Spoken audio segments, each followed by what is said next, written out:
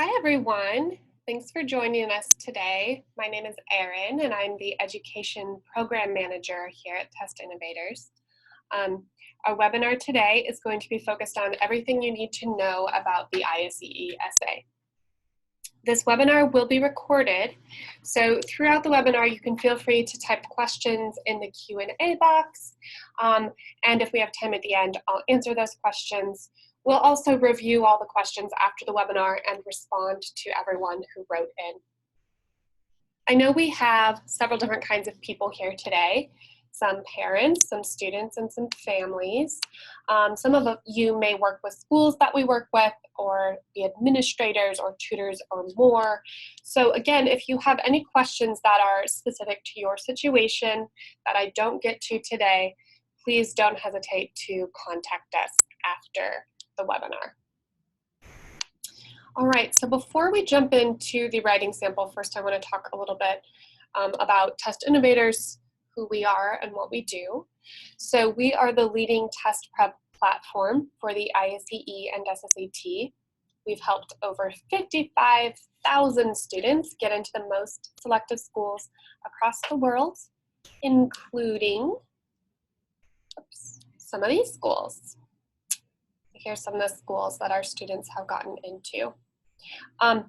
We've spent years helping students with test prep, and based on that experience, we believe that standardized test taking is a skill that you can master. This test is very different from other types of tests that you're going to take, and like all skills, it takes learning and practice in order to improve. So mastering the skill of test taking will help you to demonstrate all of your knowledge most effectively on the ISEE. We also believe that advances in technology make it far easier to prepare for standardized tests than in the past. So technology allows you to quickly identify your strengths and weaknesses on the ISEE, and then provides the best tools to prepare efficiently and effectively. So these two tenets form the foundation of the tools and the resources we've developed to help students prepare for the ISEE, and they also inform the strategies that I'm going to be sharing with you in today's webinar. So over the years, we've developed some key strategies for success on the test.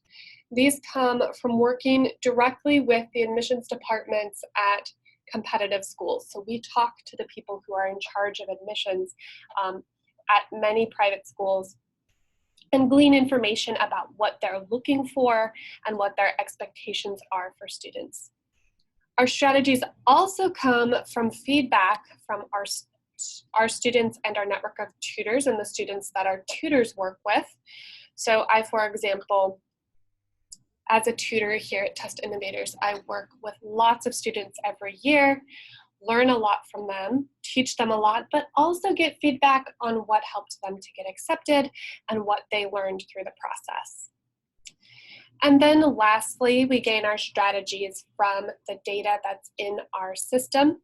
So collecting the data from thousands of students who take our practice tests, then we can apply that to helping to set a preparation plan for the students. All right, so our agenda for today, let's talk about preparation for the ISEE essay. So first, I'm going to walk you through an overview of the ISEE essay and why it's so important to admissions decisions. Then we're going to talk about strategies for success on the essay, no matter what level the student is. So let's get started. All right, so first I want to talk a little bit about logistics. So the writing sample section of the ISEE gives a writing prompt that students have 30 minutes to respond to.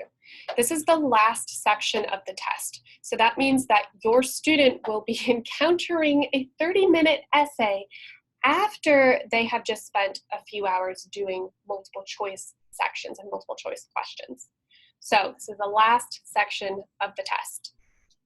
It's also the only ungraded section of the test. So as we'll get to in a minute, the ISEE essay is quite important and does get weighed heavily by admissions departments, but it doesn't contribute to your student's score. So it's ungraded. It's going to be handwritten on 2 additional pages. The one exception to that being students who may be taking the ISEE online, which is an option. If that's the case, your student will be typing the essay, and that means practice with typing would be fantastic. But for most students, it's going to be handwritten. Student cannot request additional pages. So definitely practice so that they're able to fit their whole essay in those 2 pages. There will be scratch paper provided for outlining and planning. That scratch paper gets discarded at the end of the test time, so no need to worry about someone seeing their outline. This is just for the student. And then lastly, an interesting point is that it needs to be written in black or blue ballpoint or erasable pen. Can bring your own erasable pens. Now, this comes up because a part of the essay is editing, right? Fixing grammar, spelling, punctuation mistakes. Hard to do when you're writing with pen. So it can work for many students to bring their own erasable pens. As long as it's black or blue, that would be just fine.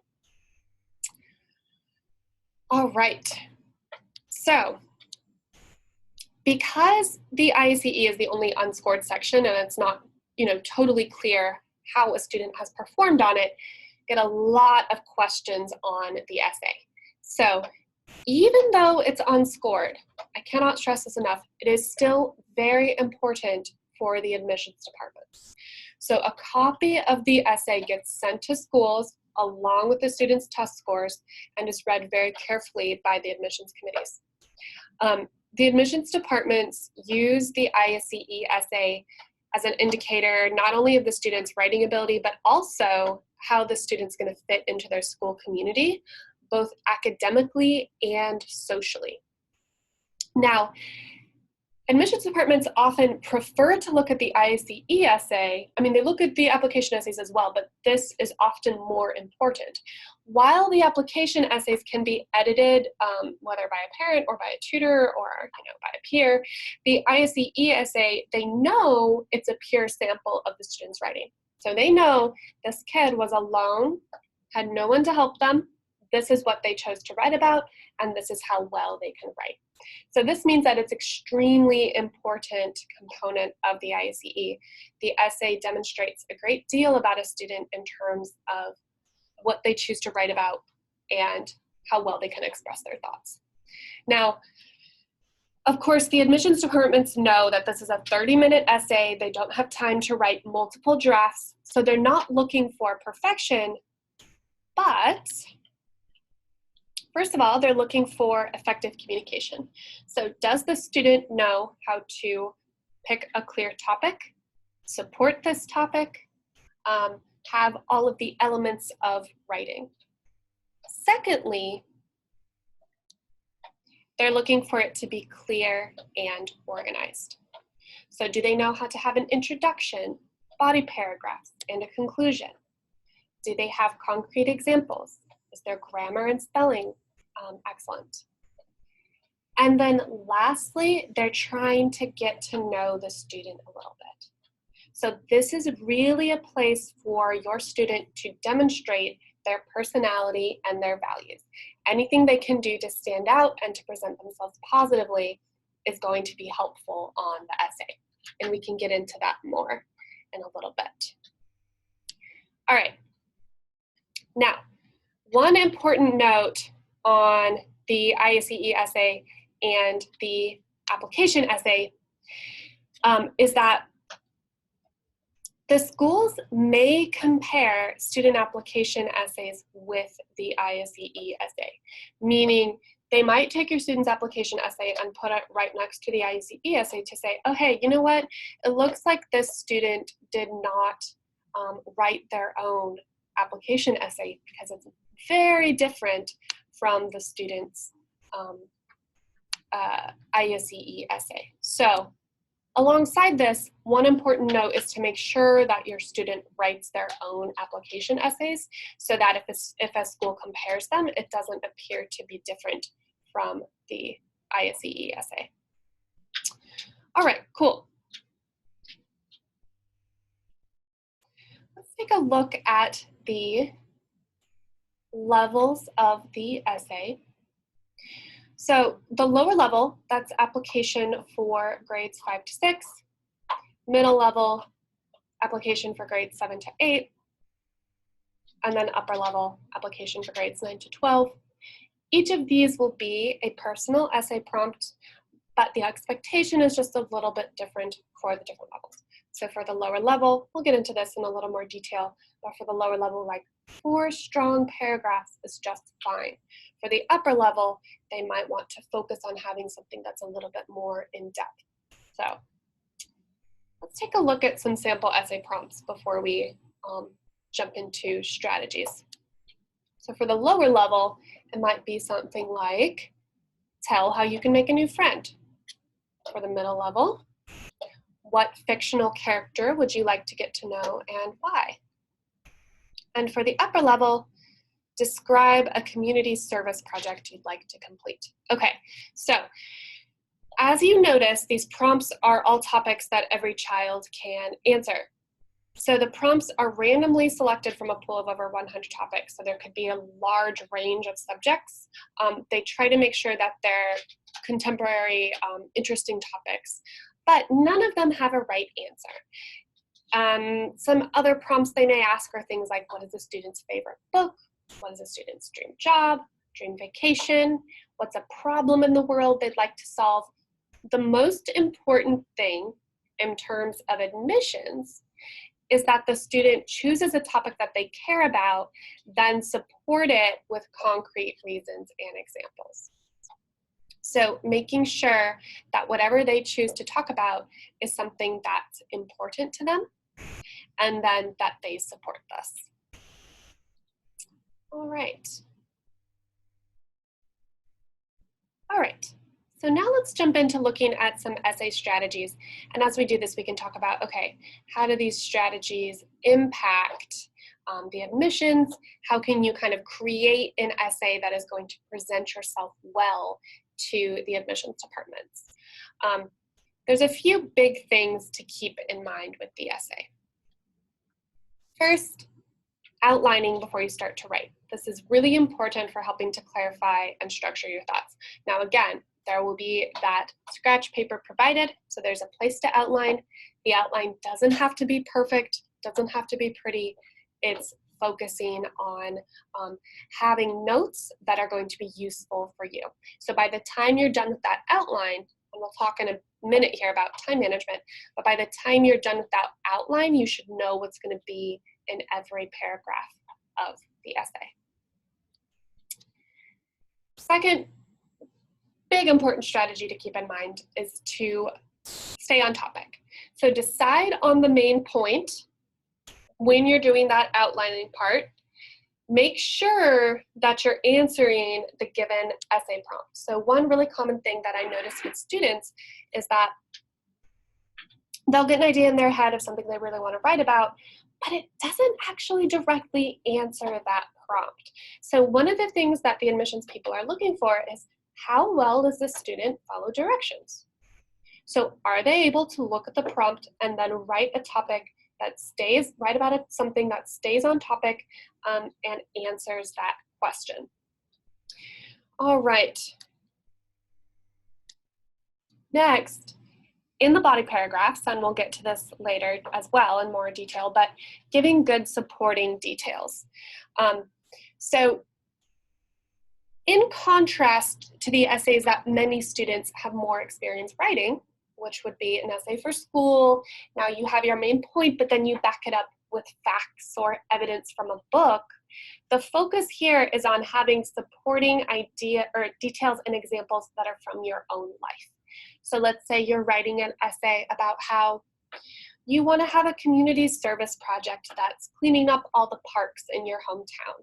And then some of your supporting examples are talking about how you've spent some wonderful family time or time with friends in the park and why that's so important to you. So making sure that your main idea is backed up by examples from your life.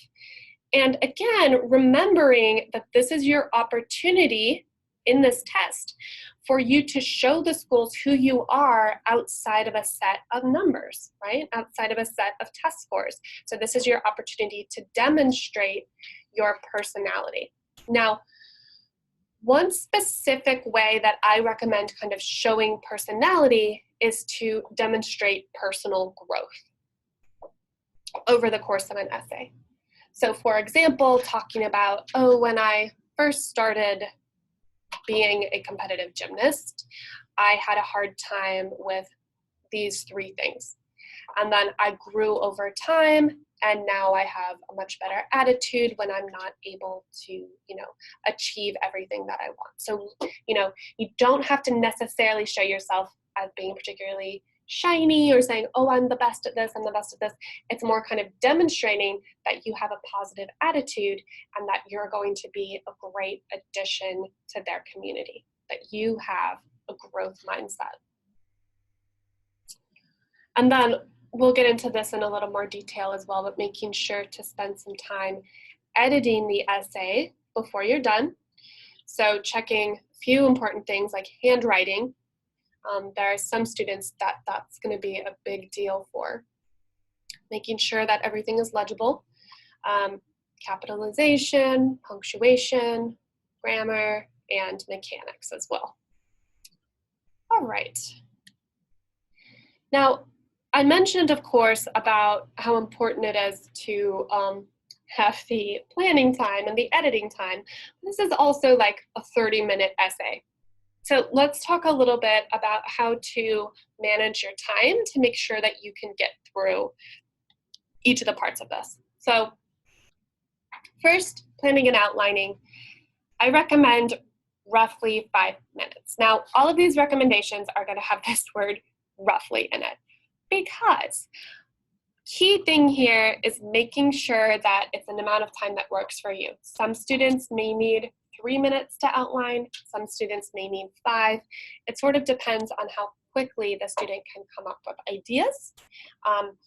And additionally, how good they are at keeping a mental map of what they're going to write about in their head.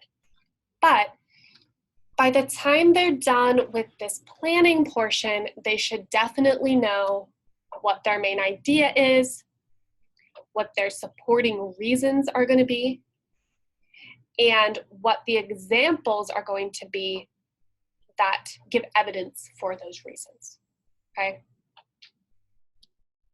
Then, of course, the writing portion, that should be the bulk of your time.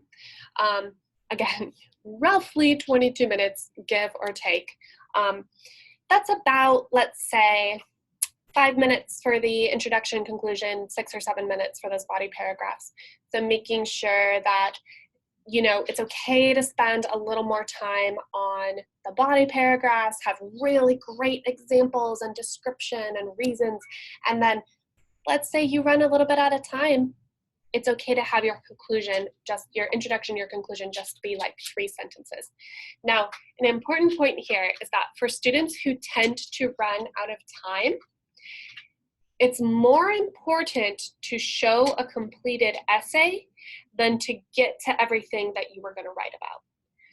So even if you have to kind of truncate one of those body paragraphs so that you can write a 1-sentence conclusion, that's going to be better than finishing that body paragraph and having no conclusion whatsoever.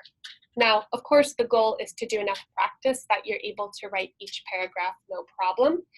But for students who do run short on time, if they come to that horrible choice between finishing a paragraph and having a conclusion, go ahead and just write a 1-sentence, skip to a new paragraph, write a 1-sentence summary, so at least the admissions departments know that there's supposed to be a conclusion. Otherwise, they don't have any idea that you're aware of that part. All right. And then, of course, as I mentioned, editing and polishing just for a couple minutes there. So a keynote here, as we talked about before, this is ballpoint pen or erasable pen. If your student's got an erasable pen, obviously no problem. You can erase a word and put a new word there. If your child is using a ballpoint pen, make sure that they know that if they change a word, so let's say they misspelled a word and want to rewrite it, that should be a single line crossing that word out, and then just write the second word right above it. So in terms of presentation, if you turn in an essay to the admissions department that has lots of crossed out words and scribbles on it, that's not great presentation. One of the metaphors that I use with students is like, okay, think about this as you want to show up to an interview wearing your nicest clothes. Don't want to show up to an interview with stains or with ice cream dribbled down your shirt. So if you cross something off, just put a single line through it and then write right above it. All right. Now, as I mentioned before, this is going to be structured much like the essays that they've written in school. Now, if that's like an essay on history, an essay on literature, they use examples from a book as their evidence, or facts from history as their evidence. This is the same structure, but now they're using the evidence from their life. So, again, 4 or 5 paragraphs. This really depends on the age and speed or alacrity of your student. So if your student struggles with writing quickly, it's okay to do 4 paragraphs. So you're going to have an introduction, 2 body paragraphs, and a conclusion.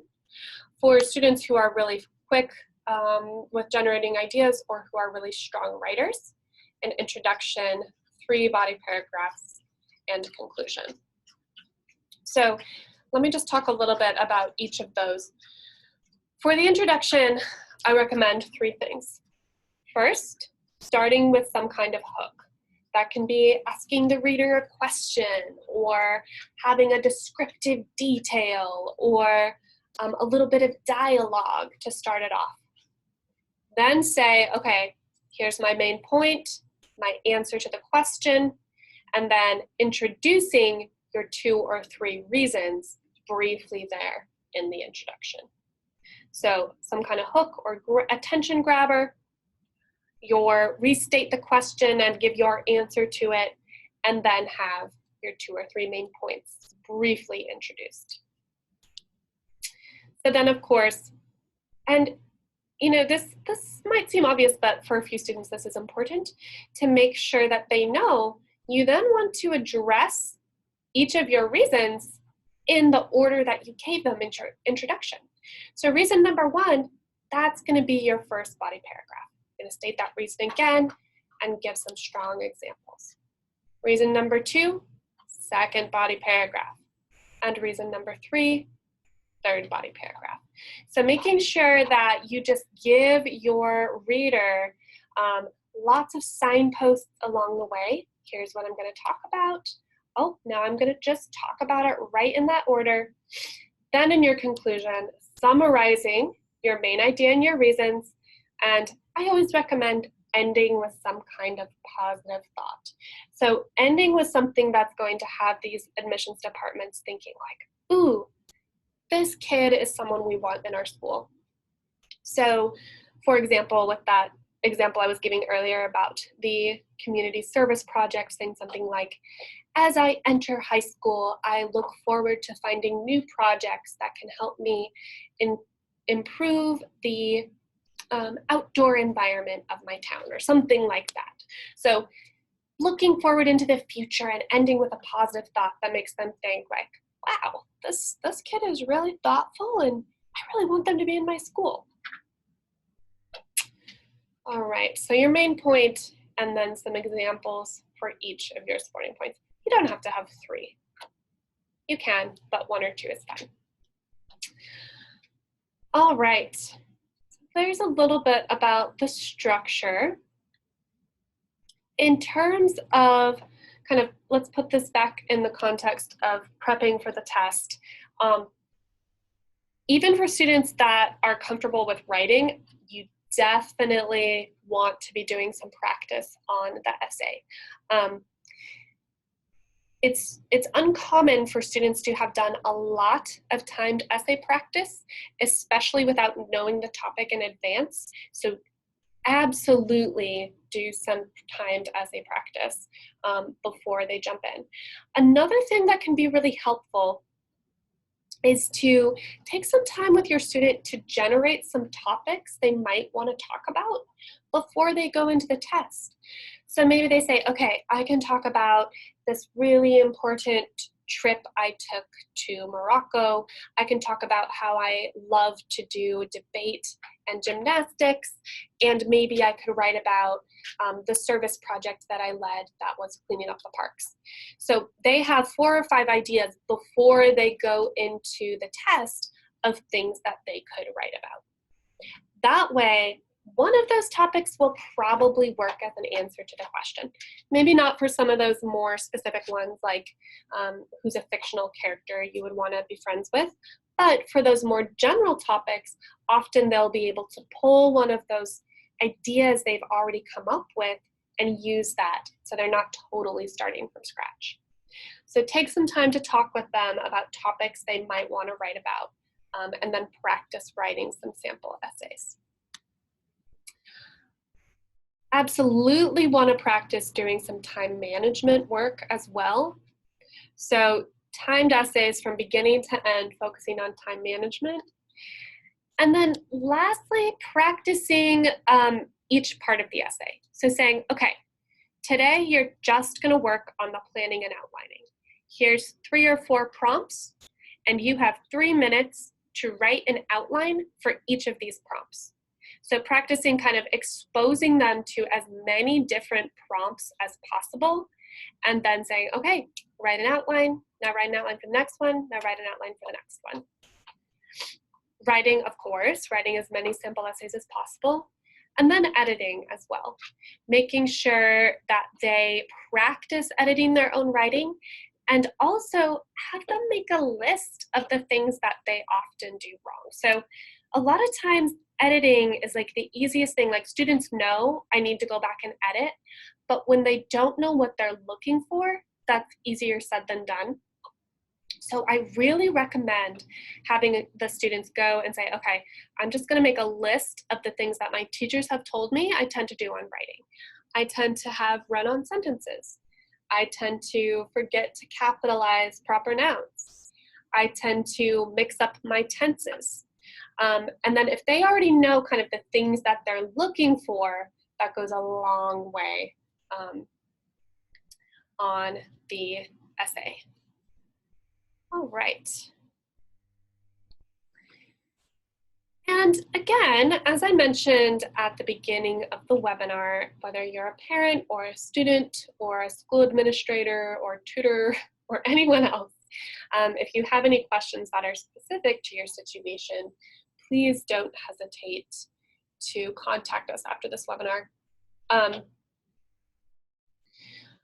That kind of concludes what I had to present to you all. I see one question here that's about other Test Innovators webinars, so I can get back to you about that afterwards. But are there any questions that are specific to the webinar that we just had, or follow-up questions on the ISEE essay?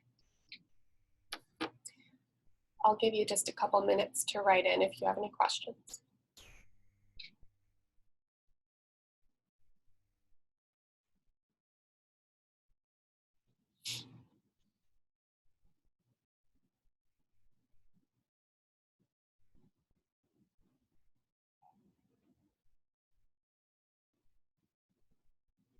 And you can either put those in the chat or in the Q&A. Either one is fine.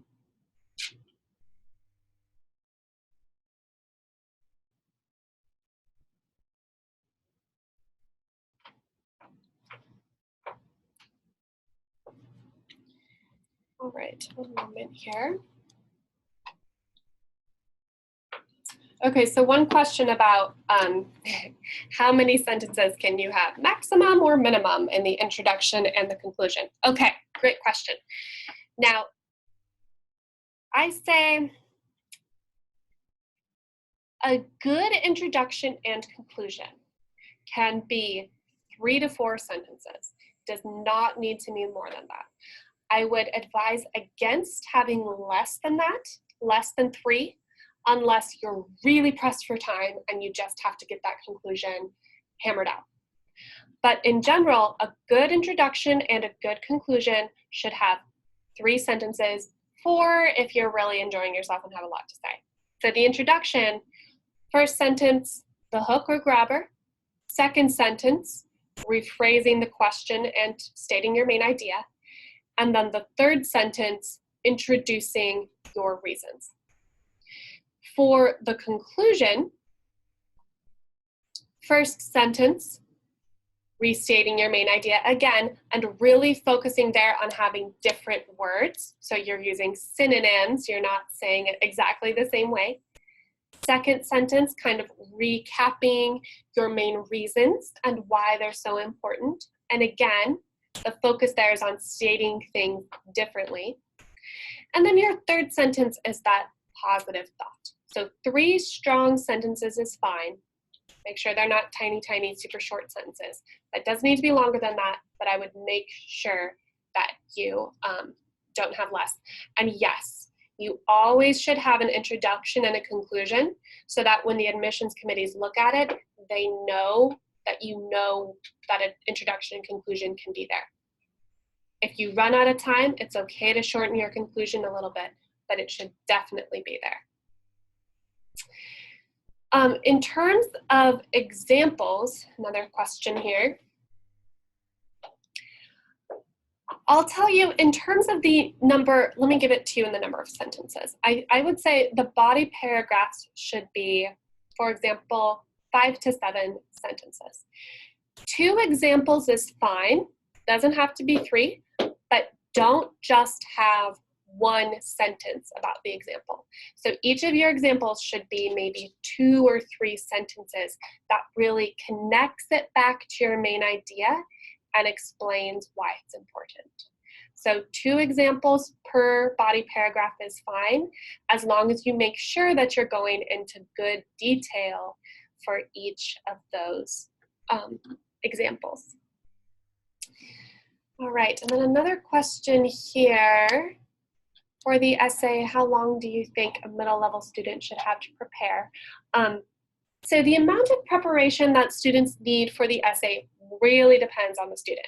It's just impossible to say a specific time because some students start off really taking to it and then some students really struggle. So what I would do to start off with your student is have them do a sample timed essay, take a look at it and see how that process went for them. And then maybe they just need to do like 3 different ones before they do it. Maybe they need some extra time breaking down the different parts of it, really going into depth on how to come up with examples, or maybe they need to work with a tutor and get some extra help. So I would definitely start with like 1 timed essay as a diagnostic. And then you can always go back and say, you know what, I think you're doing pretty well. Let's just do a few more practice ones. And then, or like you need a lot more work. All right, so question here, if you have 1 week before the exam, how to study for the essay. So my answer is similar. I would do as many timed essays as you have time to. So that's going to give you the opportunity to really practice generating your ideas and then writing the essay from beginning to end. Now, I presume if you only have a week before the exam that you're also prepping for the exam. So I assume you're looking at the other sections as well. So if you've got 1 week, see if you can do at least 2 or 3 30-minute essays. It's just 30 minutes, and that's going to help you out a lot and make you feel more confident. The biggest thing with the practice here is building comfort and confidence with this type of question. All right. How much time is the max for the upper level essay? 30 minutes. So the essay is 30 minutes long. All right. Awesome. Any last questions? about the essay or how it impacts the decisions? Okay, I see one more, which is what to do if you get a new idea in the middle of an essay. Do not change your topic. The most important thing, perhaps the most important thing, is to stay on topic throughout your essay. So even if you get a new idea right in the middle that you think is better, doesn't matter. You should definitely just stick with the one you already had. All right. All right, fabulous. So with that, I'm going to go ahead and end the webinar. As I said, if you have any follow-up questions, you can feel free to reach out to us.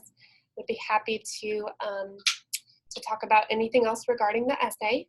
And we'll also share the recording of the webinar so that you can go back and look at some of the strategies that we talked about if you'd like to do that as well. All right. Thank you so much for joining me today for this. And I do see that the last question about the other webinars, and we'll reach out to you about that to let you know what other webinars there are. All right. Thank you guys so much. I appreciate you joining me today, and I hope you have a great rest of your day.